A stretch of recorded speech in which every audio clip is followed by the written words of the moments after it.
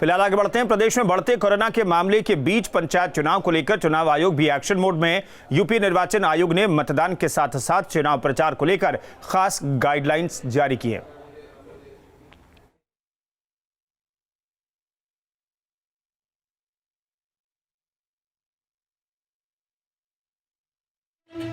चुनाव आयोग ने पंचायत चुनाव को लेकर गाइडलाइन जारी की है। पंचायत चुनाव को लेकर जारी गाइडलाइन पर नजर डालें तो मतदान से पहले सभी मतदान केंद्रों को सैनिटाइज किया जाएगा। साथ ही सभी मतदान कर्मियों को मास्क पहनना जरूरी होगा। साथ ही सभी को आरोग्य सेतु ऐप डाउनलोड करना होगा। इतना ही नहीं, कोविड नियमों के पालन को सुनिश्चित करने की जिम्मेदारी नोडल अधिकारी की होगी। मास्क के बगैर रिटर्निंग अधिकारी के कमरे में आने की अनुमति नहीं होगी। एंट्री से पहले उसे साबुन या फिर सैनिटाइजर से हाथ धोने होंगे।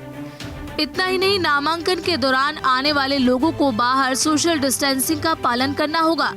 पंचायत चुनाव प्रचार के दौरान कोई भी प्रत्याशी प्रचार के दौरान 5 से ज्यादा लोगों की भीड़ इकट्ठा नहीं कर सकेगा। मतदान केंद्र पर सभी के लिए मास्क लगाना जरूरी होगा। केवल मतदाता की पहचान पर संदेह होने पर ही मास्क हटाया जाएगा। हर एक मतदाता को बूथ में एंट्री से पहले हाथ को सैनिटाइज करना होगा। सभी मतदान केंद्रों पर थर्मल स्कैनर लगाए जाएंगे। चुनाव प्रचार के दौरान सभी उम्मीदवारों को जनसभा, नुक्कड़ सभा करने के लिए प्रशासन की अनुमति लेनी होगी। निर्देशों का पालन न करने वाले उम्मीदवारों के खिलाफ आईपीसी की धारा 188 के तहत कार्रवाई की जाएगी। कोरोना के कहर के बीच पंचायत चुनाव निर्वाचन आयोग के लिए एक बड़ी चुनौती है। इसको देखते हुए पंचायत चुनाव को लेकर नई गाइडलाइन जारी की गई है। लखनऊ से अनिल यादव के साथ टीम न्यूज स्टेट। तो उत्तर प्रदेश में भी कोरोना के मामले बढ़ रहे हैं। अब तो 550 के करीब मामले सामने आ चुके हैं। ऐसे में पंचायत चुनाव भी होना है। बहुत बड़ा चुनाव है ये। गांव-गांव तक इसका प्रचार किया जाता है, जनसंपर्क होता है। और ऐसे में नई गाइडलाइन किस तौर पर मदद करेगी लोगों को कोरोना से बचाने के लिए? निखिल हमारे साथ मौजूद हैं। निखिल, बड़ी चुनौती है चुनाव आयोग के सामने, सरकार के सामने, कि इस काल में जब मामले लगातार बढ़ रहे हैं धीरे धीरे करके, वैसे में लोग एक दूसरे के संपर्क में आएंगे, लोगों को रोका कैसे जाए और कोरोना की एक चेन ना क्रिएट हो जाए, उसे रोकने के लिए जो कदम उठाए गए, क्या वो काफी है? बिल्कुल। पंचायत चुनाव की बात करें तो हर गांव हर घर का ये चुनाव होता है, बहुत लोकल स्तर पर चुनाव होता है, लिहाजा भीड़ जो है वो गांव में बहुत देखने को मिलती है।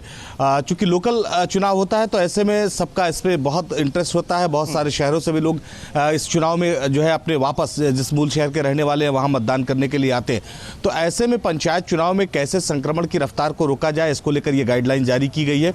मकसद ये है कि संक्रमण की रफ्तार रुके और लोग इस बात का ध्यान रखें कि अभी कोविड के जो गाइडलाइन है उसका पालन हो सके। कोई भी व्यक्ति बिना मास्क के किसी भी स्थिति में न नामांकन केंद्र पर पहुंच सकेगा, ना ही मतदान केंद्र पर पहुंच सकेगा।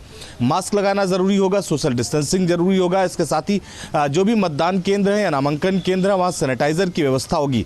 जो सबसे महत्वपूर्ण बात इस गाइडलाइन में कही गई, वो कहा गया है कि किसी भी प्रचार के लिए 5 व्यक्तियों से ज्यादा लोग नहीं हो सकेंगे। आमतौर पर देखा जाता है कि जब चुनाव प्रचार होता है तो बड़ी संख्या में लोग अपने समर्थकों के साथ घर घर पहुंचते हैं और जो है वोट देने की अपील करते हैं। तो इसको लेकर एक बहुत महत्वपूर्ण पाबंदी लगाई गई है। इसके साथ ही चूंकि ग्रामीण स्तर का चुनाव होता है तो तमाम नुक्कड़ सभाएं भी होती है, तो ये सभाएं ना हो सके, इन सभाओं पर जो है वो पाबंदी रहे सरकार की, जिस तरह से कोविड को लेकर है। तो इसको लेकर परमिशन अनिवार्य कर दी गई है। परमिशन लेना होगा, इस बात की गारंटी भी देनी होगी प्रत्याशी को। किसी भी स्थिति में वहां पर सोशल डिस्टेंसिंग नहीं खत्म होगी। इसके साथ ही लोग मास्क लगाएंगे और हाथों को सैनिटाइज करेंगे।